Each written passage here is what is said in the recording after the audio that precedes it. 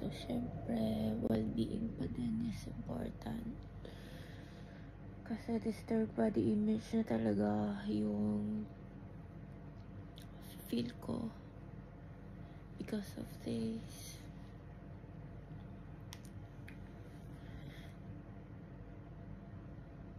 Because of this right eye. So, kahit man lang sana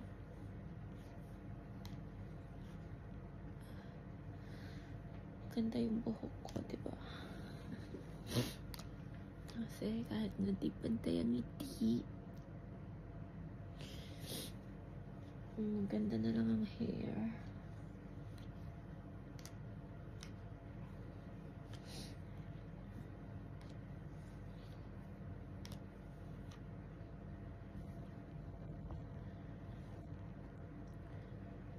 So, this is the consequence of having short hair talaga. To keep it straight. So, okay naman siya dito sa operative side ko. As long as hindi ko siya touch. Actually, I cannot feel. It's really numb talaga yung side. So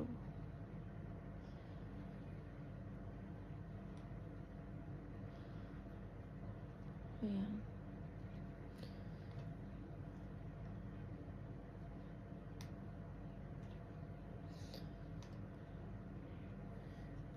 So hindi siya nakakatulong mentally yung right side weakness na to. If I don't have this right-sided weakness, 2 weeks lang, I can recover and go back to work. I assure you. But with this kind of condition, na pati emotional side ko, hindi ko siya makontrol. I don't know if this counts as a depression na din, pero I'm trying my best not to go on that state. Kasi I need to be strong for my family. I need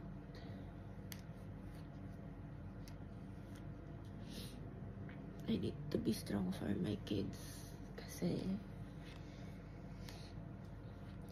hindi nila need na makita yung weak side ko, kasi pati sila magiging weak na din. So, laking bagay, syempre, na kahit paano man lang okay yung hair ko.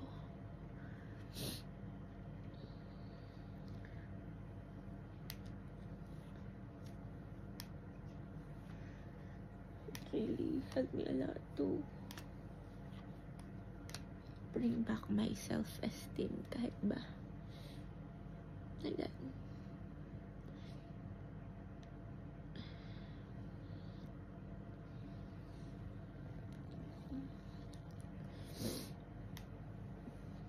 Kasi yung right eye na to, kahit hindi mo siya sabihan, iiyak talaga siya.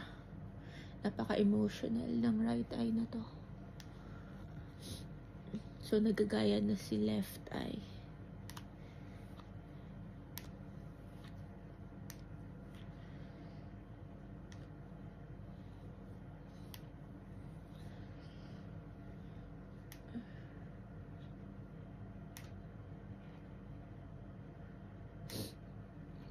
So,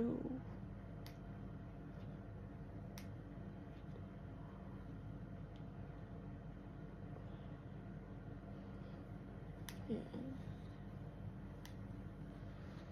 I tried.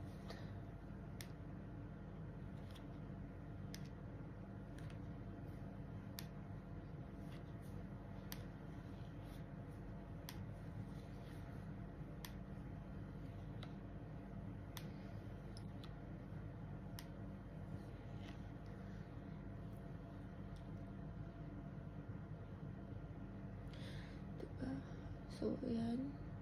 Ito yung right side, operative side ko. Mamaya, pakita ko closer pagkatapos na. Hindi naman siya masyadong matrabahong plancha kasi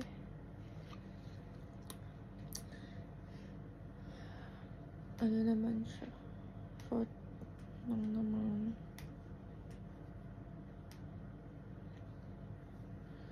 Medyo mag-aapa din itong right side ko. As you can see, bilog na bilog talaga dito. Ayun. Kumpara dito, saka dito, coming from down, you can easily see na swelled pa siya. It's day 6 post-operatively. I'm trying to bring back to my daily living. I need to move rather than just be on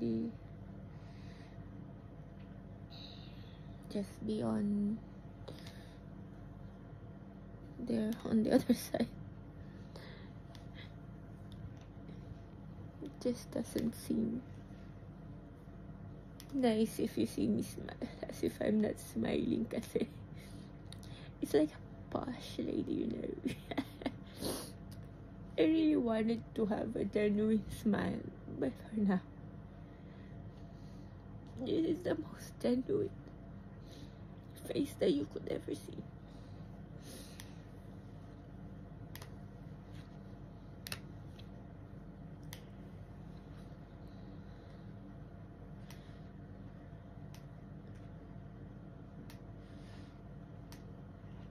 Yesterday, my order from Amazon already came, so we will do some muscle exercises later using those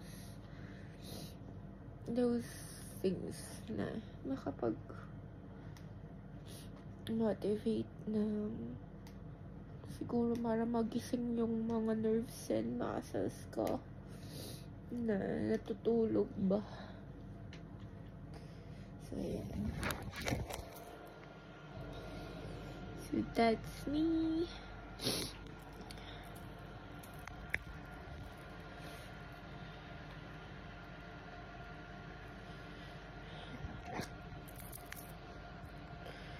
Irritated naman siya.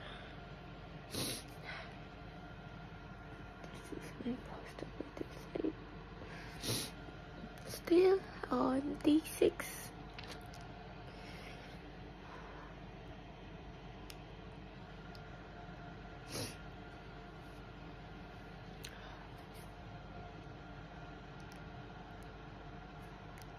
Kaya ako nagkaganon is to exercise the muscle, not to kiss anyone.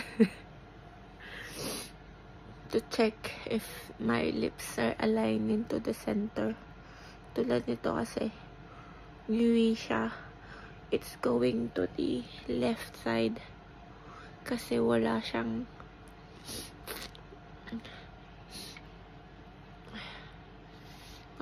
power to go. This cheeks is not even responding.